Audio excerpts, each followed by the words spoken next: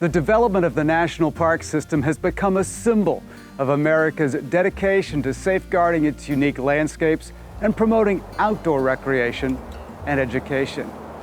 The idea of preserving natural wonders for public enjoyment first gained traction in the mid-19th century. Concerns about the rapid westward expansion, industrialization, and the exploitation of resources prompted individuals like artist George Catlin and writer Henry David Thoreau to advocate for the protection of wild and scenic areas. However, it was not until the 1860s that the preservation movement took a significant step forward. In 1864, President Abraham Lincoln signed the Yosemite Grant Act, which set aside the Yosemite Valley and the Mariposa Grove of giant sequoias in California for public use, resort, and recreation. This marked the first time in history that a federal government set aside land for preservation and public use, laying the foundation for the national park system. 4 years later, in 1872, President Ulysses S. Grant signed the Yellowstone National Park Act into law, establishing Yellowstone as the first official national park in the world. Inspired by the success of Yellowstone, other areas gained protection, and by 1916, there were 35 national parks and monuments. There were many contributing factors that led to the development of the national parks. Some of these included America's growing appreciation for wilderness and wildlife. But another contributing force were writers, artists, and conservationists. Perhaps the most celebrated of these individuals was the father of the national parks, John Muir. Recognizing the need for unified management and protection, President Woodrow Wilson signed the Organic Act on August 25, 1916, thereby creating the National Park Service. It was also around this time that the park saw growth in visitation due to the train services around the country and the newly invented automobile. And this new reality was recognized by the National Park Service as their early years were focused on building infrastructure, improving accessibility, and ensuring visitor safety.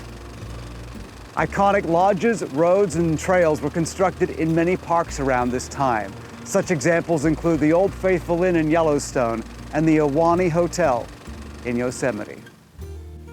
In the 1930s, under President Franklin D. Roosevelt's New Deal programs, the Civilian Conservation Corps, otherwise known as CCC, played a vital role in the development of national parks, providing jobs for unemployed young men and carrying out extensive conservation work, including trail construction, reforestation, and the building of visitor centers and ranger stations.